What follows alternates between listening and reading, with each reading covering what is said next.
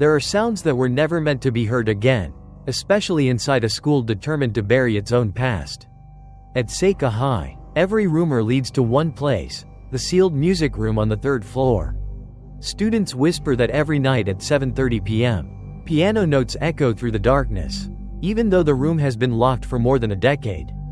And when two curious girls step into a place where music no longer belongs to the living, the story begins. Chapter 1: The Piano on the 3rd Floor. Seika High School sat quietly in the middle of an old residential district. A place where the night wind often slipped through the hallways, leaving behind whispers that no one could identify. Among the entire school campus, there was one place even the bravest students dared not approach: the abandoned classrooms on the 3rd floor. They called it by a simple yet spine-chilling name: the Wing Without Voices. That area had once been the school's music department. The largest room there was room 3B, where a black grand piano, once shiny and magnificent, now lay beneath a thick layer of dust. According to retired teachers, the piano had served in many competitions for more than 40 years. But after a certain incident more than a decade ago, the room was permanently sealed. Its door was locked with a heavy iron padlock. Sealed tightly with lead, no one was allowed to enter. Yet the students kept spreading the same rumor. They claimed that at 7:30 p.m., when the hallway cast long dark shadows across the floor like stretched black strings, the sound of a piano could be heard from inside the sealed room. Not smooth, elegant melodies, rather halting, repeated, uneven notes, as if someone were practicing a piece they could never quite finish. Yuki, a logical second-year student who never believed in ghost stories, once laughed when her friends mentioned it. It's probably someone sneaking in to mess around. This school is so old, sounds bounce everywhere.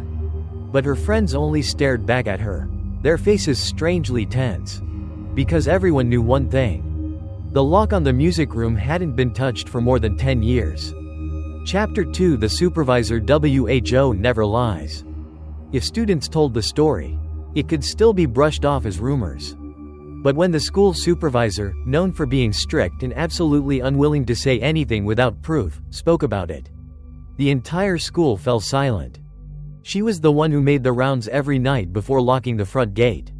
For over 20 years she had done this job without complaint. But one cold autumn night, she heard something she could not explain. She recalled that as she climbed the stairs to the 3rd floor, she heard a faint tapping sound. When she reached the long hallway, the sound became clearer. Ting, ting, ting. Soft piano notes, spaced out unevenly, like someone practicing slowly, someone unsure, someone searching for the right key. As she stood in front of room 3B, she froze. The piano was playing. From inside the room, the same room sealed for more than a decade. Thinking a student had somehow broken in, she used her spare key to unlock the door and pushed it open. The room was pitch black, as silent as a deep well. The piano sat in the center, its lid closed. The air was still. There was no one inside. But something made her skin crawl. The piano keys were still trembling, as if someone had just pressed them a moment before she opened the door. Her voice shook when she recounted it later, a tone none of the students had ever heard from her. There is something in that room, something that hasn't left, and it's trying to practice the last piece of its life. From that night onward, she walked past the 3rd floor as quickly as possible, never again daring to look at the door of room 3B. Chapter 3: The Rumor About Miko. In an old school like Seika, stories and rumors spread easily. But the tale of Miko, the girl who died 12 years ago, was something everyone believed, because both teachers and students had witnessed that tragedy. Miko had been the most talented pianist in the music club. Her skill was rare for someone her age, and her teacher once said that if she kept practicing, she could become a professional pianist. She often spent hours in room 3B, immersed in a strange, melancholic piece called Kuroi Tasuki, the Black Moon. It was an ancient composition, dark and repetitive, like a prayer whispered endlessly. During the final performance exam of the year, Miko stepped onto the stage in front of the entire school. Under the bright lights, she placed her hands on the piano keys and began to play. Everything was perfect, until she reached the climax. Suddenly, the music stopped. Miko stiffened. Her hands jerked violently, as if yanked by an invisible force. She collapsed onto the keys. Blood splattered across the piano, staining the white keys a haunting red. The official report stated she died of sudden cardiac arrest. But students who were there insisted they saw a shadow standing behind her. Just for a split second, before disappearing the moment she fell. After Miko's death, the music room was sealed. But every year, during the same season, around the same date, the melody of Kuroi Tasuki echoed again from the dark room of the third floor. Never complete. Always stopping halfway. As if the one playing could never finish it. Chapter 4: The First Sound of the Piano. It was a rainy Friday evening. Seika High School glowed faintly under weak yellow lights. Raindrops tapped rhythmically against the windows like someone knocking gently. Yuki, who was on cleaning duty, had to stay later than usual. The long hallway echoed only her footsteps, making the entire school feel wider, darker, and emptier than it should. As she wiped the board in room 2A, the ceiling light flickered violently. A sudden coldness swept through the classroom, chilling her skin as if someone had opened a freezer door behind her. That was when Yuki heard it. Ting, ting, ting. Soft, hesitant piano notes, like a child fumbling across unfamiliar keys. She froze. "That's impossible," she whispered. The sound drifted from upstairs, from the third floor, where no one was allowed. Yuki forced herself to be rational, trying to shake off the unease. She stepped into the hallway, but the closer she moved toward the stairs, the clearer and sharper the piano became. It sounded nearby, too nearby, almost like someone was playing right above her head. Her heart raced. She swallowed hard. Curiosity outweighed fear. She climbed the stairs. With each step, the piano grew louder. It wasn't a melody. It was someone practicing, slowly, painfully, uncertainly. A wrong note here. Another hesitant one there. Like fingers trembling on the keyboard. When Yuki reached the third step from the top, the piano abruptly stopped, as if whoever was playing sensed her presence. The staircase leading up to the third floor was pitch black. No lights had been turned on. Yuki lifted her gaze. The door of room 3B was slightly open. A narrow slit of pale light seeped out. Goosebumps crawled up her arms. Something inside her said, "Don't go." But something else, stronger, pushed her forward. She took another step. And right at that moment, a single piano key struck sharply through the silence. Ting. A sound like a warning. Or an invitation. Chapter 5: The Unlocked Door. Standing before room 3B, Yuki immediately noticed something was wrong. The heavy padlock that had sealed the room for years was gone. Only faint scratches remained on the metal surface, as if someone had torn it off not long ago. A cold shiver ran down her spine. She slowly reached for the doorknob. It was icy, unnaturally cold, like touching a block of metal left inside a freezer. She inhaled deeply and pushed. The door opened effortlessly. Too effortlessly. Not a single creak, not a single sound, despite having been abandoned for over a decade. The room was pitch black. But it wasn't the normal kind of darkness, it was a suffocating silence. A void where even sound seemed swallowed whole. There, in the center, sat the piano. Black, still, strangely intact. The thick layer of dust that should have covered it had been wiped off. As if someone had touched it. Recently. Yuki took a cautious step inside. A key pressed down by itself. Ting. The sharp note pierced through the heavy air. Yuki staggered back, breath catching in her throat. Who's there?" she whispered, voice trembling. No answer. A second key pressed down. Ting, ting. Then a third. A fourth. One by one, the piano began forming a slow, disjointed pattern, as though an unseen hand were attempting to play a melody it had forgotten. The floor vibrated faintly. The air thickened. Yuki wanted to run, but her legs were frozen, as if someone were holding her in place. She felt breathing behind her. Cold. Close. Too close. She spun around. No one. But when she turned back toward the piano, The lid had sprung open. Wide, sudden, like a mouth snapping awake. The keys fell silent. Then a single, low, trembling note rang out. Long and painful, like a cry. Overwhelmed by terror, Yuki bolted out of the room.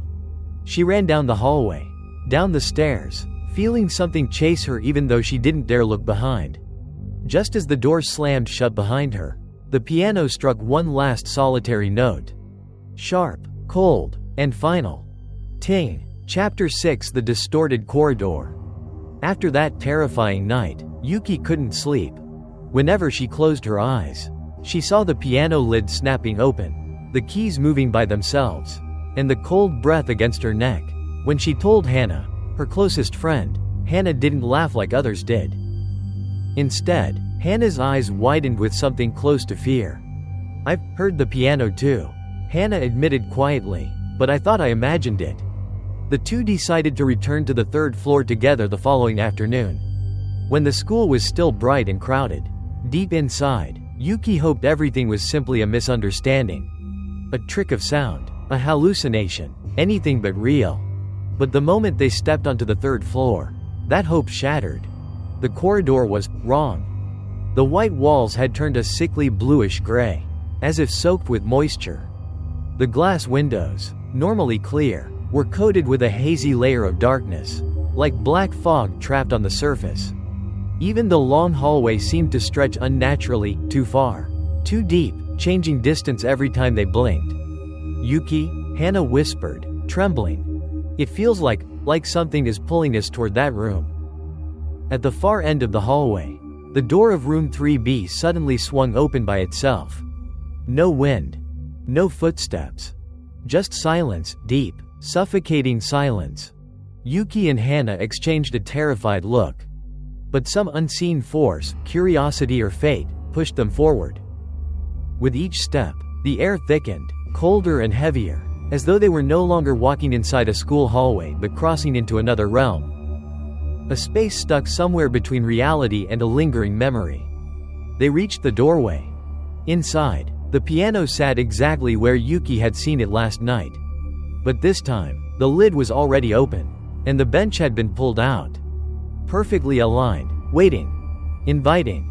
Hana hugged her arms tightly. She swallowed hard. The song last night, it wasn't random, she whispered. It was Kuroi Tsuki, but it stopped before the ending. Always the same spot. Yuki felt chills creep across her spine. "What are you saying?" Hana's voice broke. "I think Miko was trying to finish it, but she never could." A sudden gust of cold air rushed across their faces.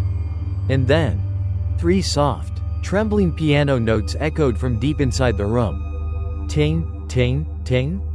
Neither of them had touched the keys. But the piano was playing. All by itself. Chapter 7: The Unfinished Melody.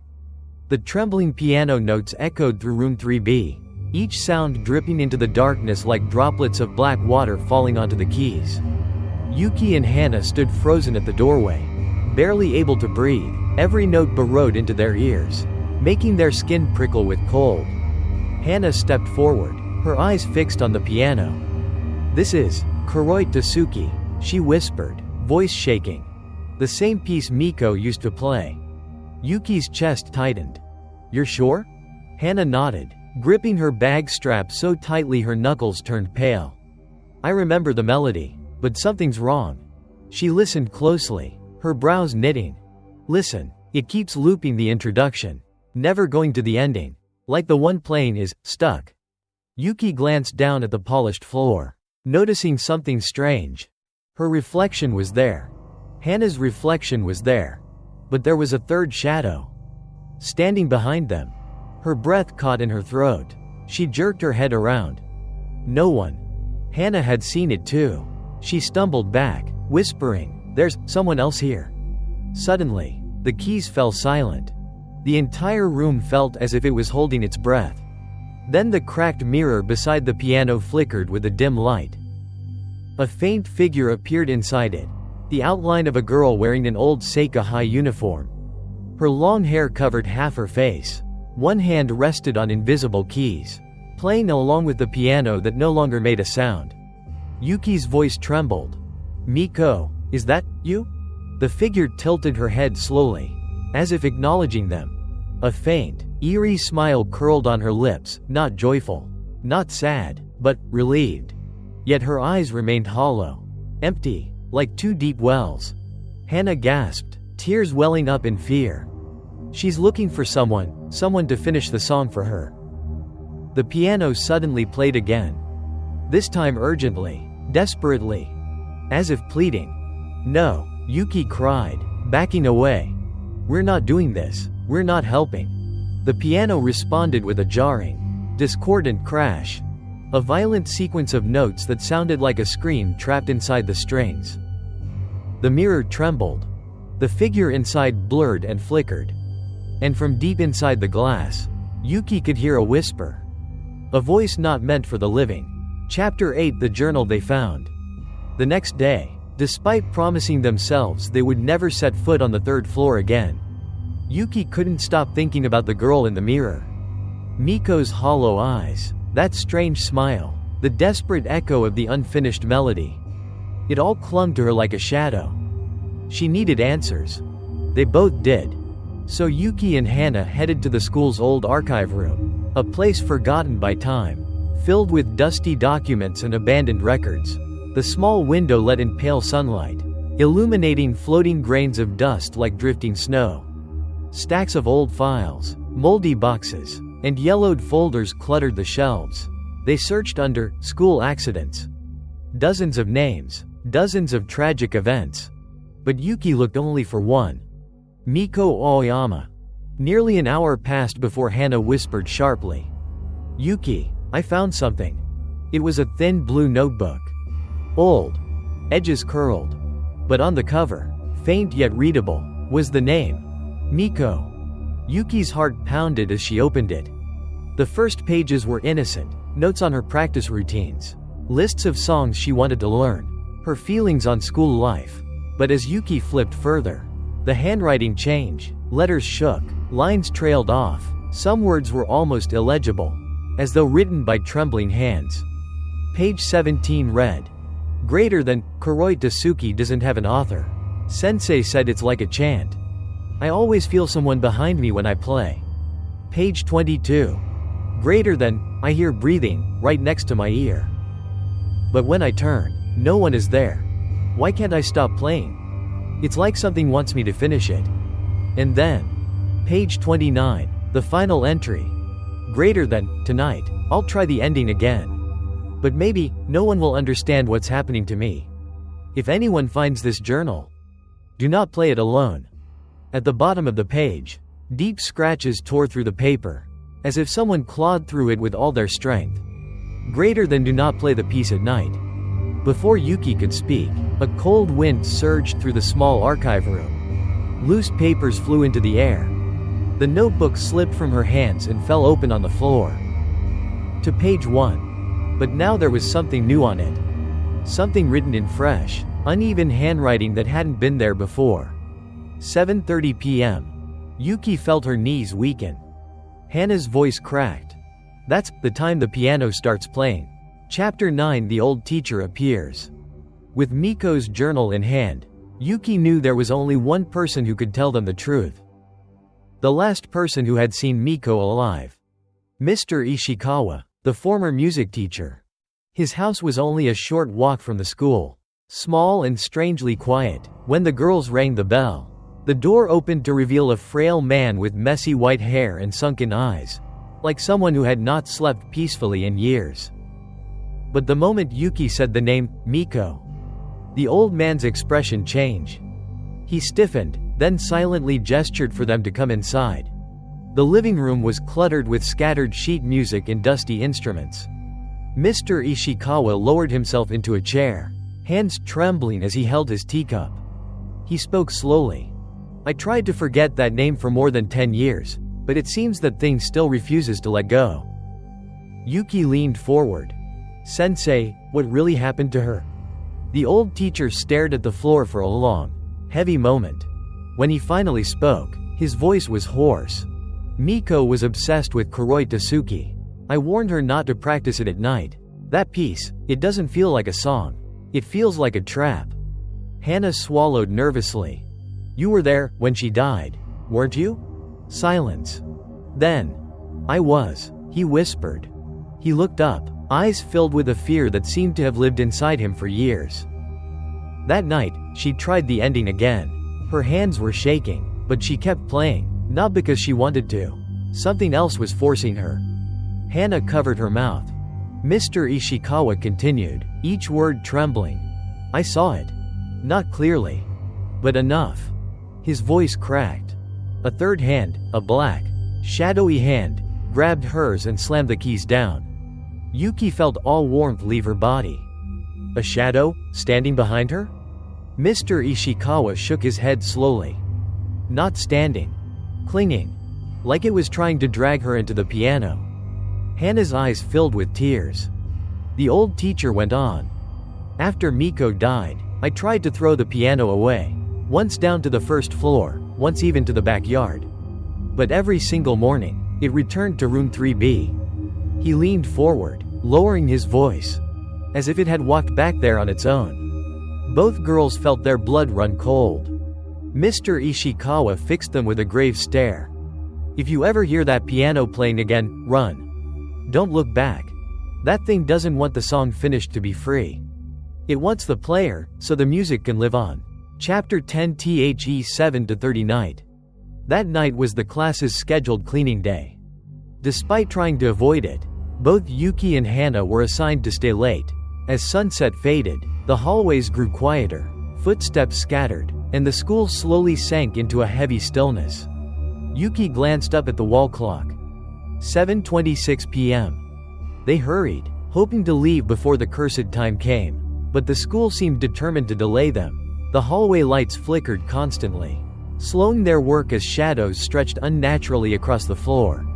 Just as Yuki tied the last garbage bag, a sudden gust of cold air swept through, though every window was tightly shut.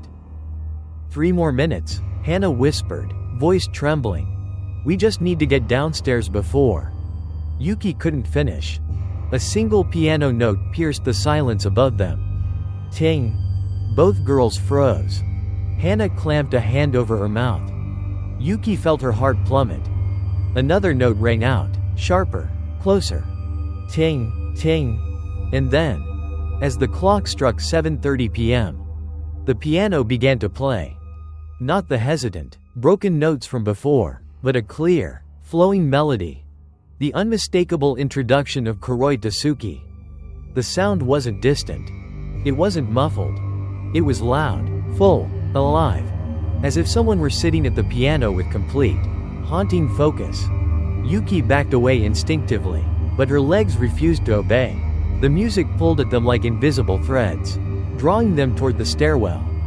They tried turning toward the exit, but their feet moved upward instead. Step by step. As if dragged. The air thickened. The walls hummed with vibration. A faint, moldy smell seeped through the corridor. When they reached the 3rd floor, darkness swallowed everything except the faint light spilling from room 3B. The door was wide open. Inside, the piano played by itself. The lid trembled gently.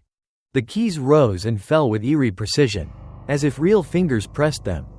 Hana whispered, breath shaking. It's calling someone.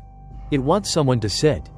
The moment she spoke, the hallway door behind them slammed shut. Boom. Locking them on the 3rd floor. The piano grew louder. More desperate. More demanding. There was no way back. No escape. Chapter 11 Hana sits down. Hana stood at the doorway, trembling so violently it looked as if her knees would give out. The piano continued its eerie, self-playing performance. Each note sharper, more frantic, more insistent, almost like a cry begging for release. Yuki, Hana whispered, voice cracking. I hear something in my head. Yuki grabbed her arm. What do you hear? Hana squeezed her eyes shut. Tears slid down her cheeks. A voice, a girl's voice. She says she's hurting. She says she needs someone to finish the song for her. And then, as if pulled by invisible strings, Hana stepped forward. Wait, Hana. Yuki lunged after her. But Hana's body no longer obeyed her. Her movements were slow, unnatural, like someone else was guiding her. The piano bench slid back smoothly, aligning itself perfectly under her. Before Yuki could reach her, 2 keys snapped upward violently and clamped onto Hana's wrists. A sickening crack echoed like bone being forced. Hana screamed. "Hana!" Yuki screamed, grabbing her friend's shoulders.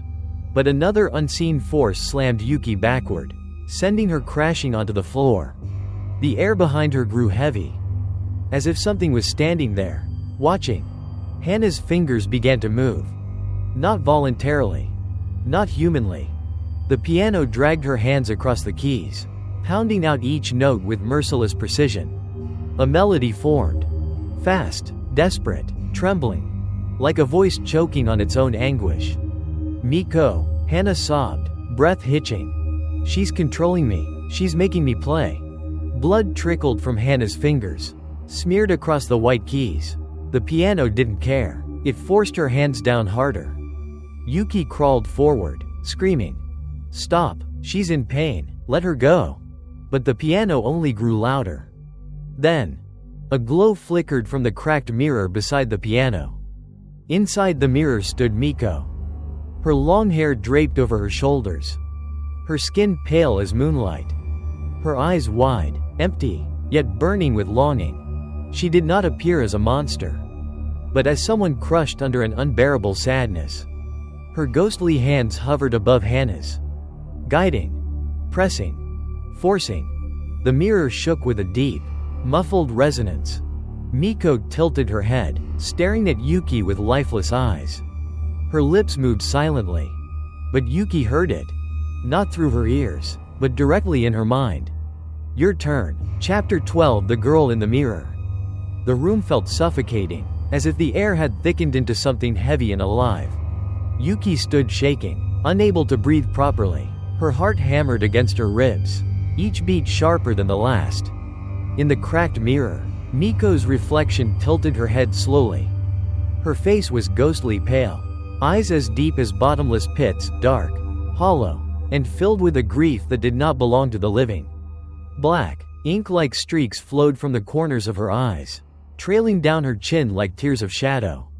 When she smiled, it was not the smile of someone alive. It held sorrow, longing, and a chilling sense of inevitability. A cold draft spilled from the mirror, sweeping across Yuki's feet. The temperature in the room dropped sharply.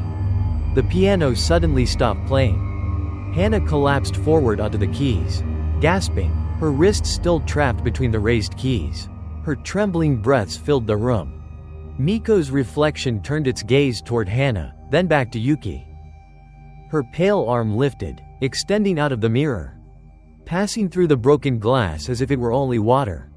Her long ghostly fingers pointing directly at Yuki. A voice, soft, weak, drifting through the room, echoed, "Finish the last note. For me." Yuki shook her head violently, tears streaming down her face. "No, I'm not doing this, I won't." But the mirror's surface rippled. The reflection of Yuki inside the mirror began to change. Mirror Yuki was sitting at the piano bench. Mirror Yuki's eyes were dull, lifeless. Mirror Yuki's hands were blood-stained, resting on the keys. Behind her, Miko stood close, her hands placed gently on Mirror Yuki's shoulders. An embrace of possession. The real Yuki stumbled backward, horrified. Then, a cold hand grasped her arm.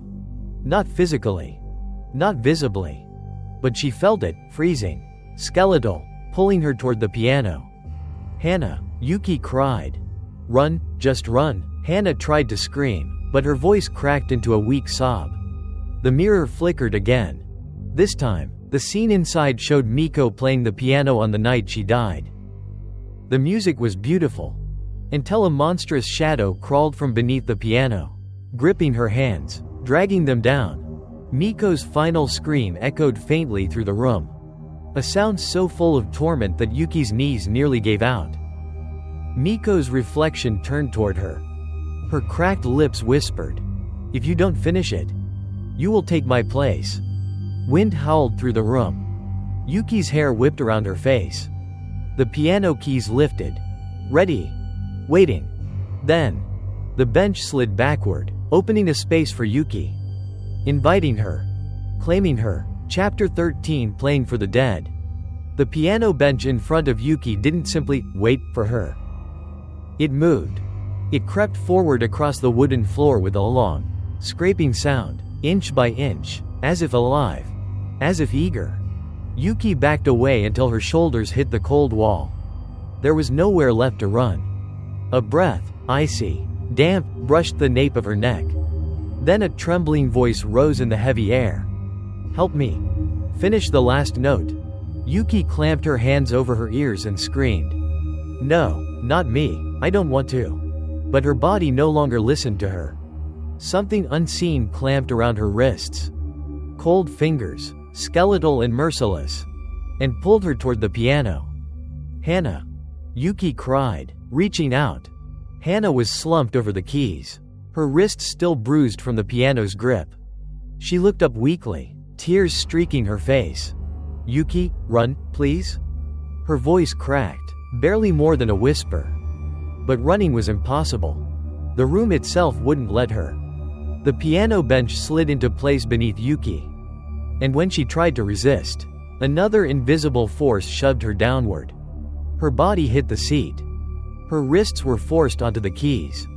From the mirror beside her, a pale hand emerged. Miko's hand. And touched her fingers. Yuki gasped. It felt like plunging her hand into a frozen lake. The cold spread through her bones. Her fingers began to move. Not by her will. By Miko's. The first notes rang out.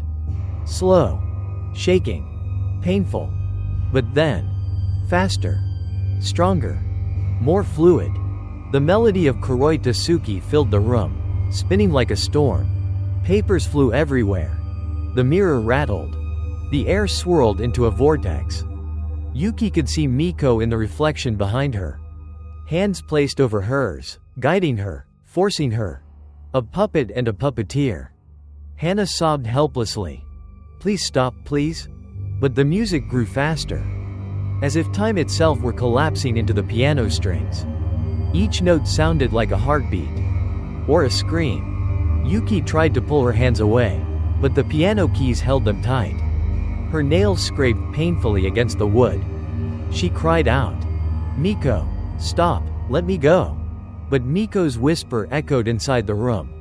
Just one more note. The song reached the final measure. The part Miko never completed in life. The air stilled. Yuki knew the piano was waiting for her to press the last note. Miko's grip tightened. Tears streamed down Yuki's face as the final key rose beneath her finger. Then, tang! A piercing, crystalline sound exploded across the room. The final note of Kuroi Tasuki.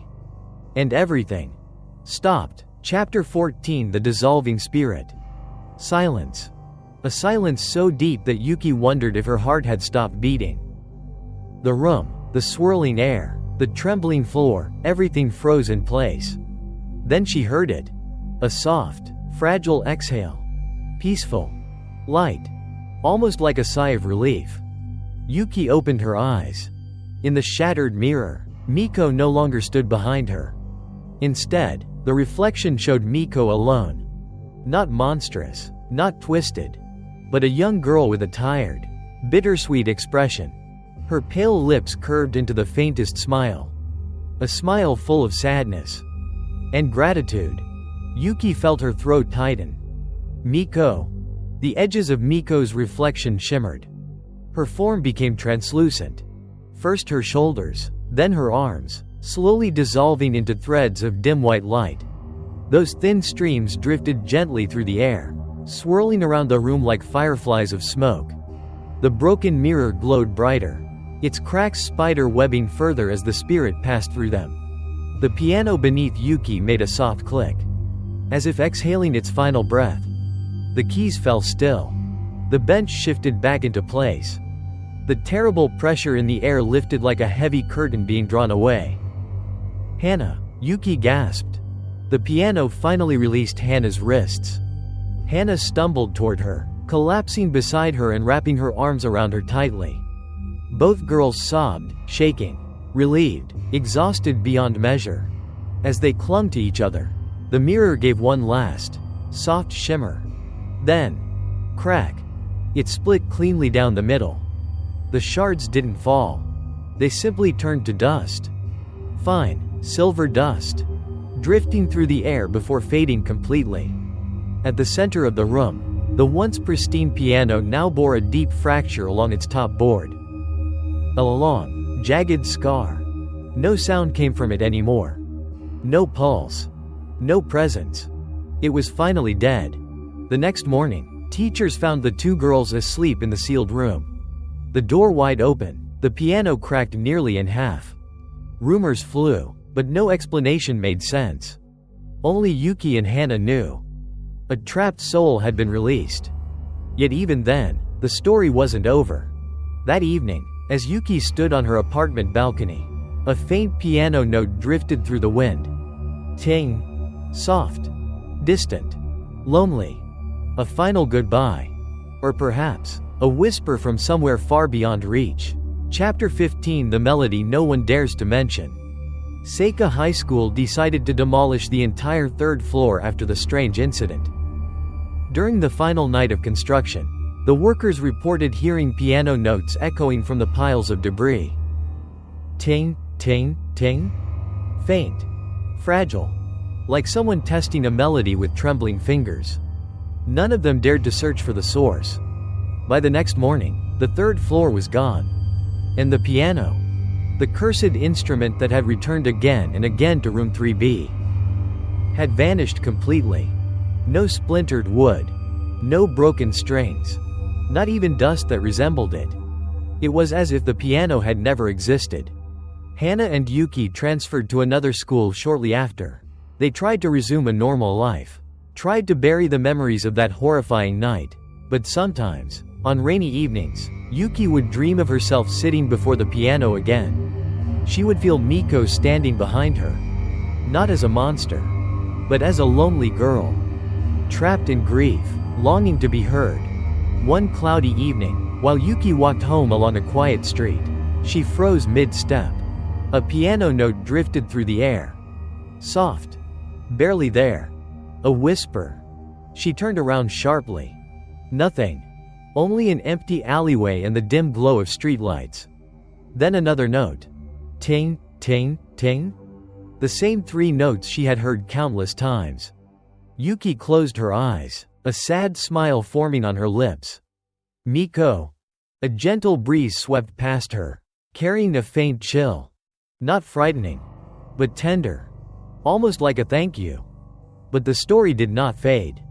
Every year, around mid-July, students in the area whispered that they heard a piano at 7:30 p.m. Always at the same time. Always the same place. Near where the third floor once stood. 3 hesitant notes. Then silence. They called it the piano of someone who doesn't want to be forgotten. And the tale of the self-playing piano of Seika High lived on. Not to scare children, but to remind everyone that some sorrows stay behind. Waiting for a listener, the third floor was demolished. The piano vanished, and the trapped spirit finally dissolved into silence. Yet music, when filled with unresolved sorrow, never truly disappears. Even now, every summer, someone claims to hear 3 faint notes drifting through the wind at 7:30 p.m. Maybe it's a thank you. Maybe it's a farewell. Or perhaps it's just the lingering echo of a story Seika High can never forget. Like and subscribe to Whispering Dark Tales for more chilling ghost stories.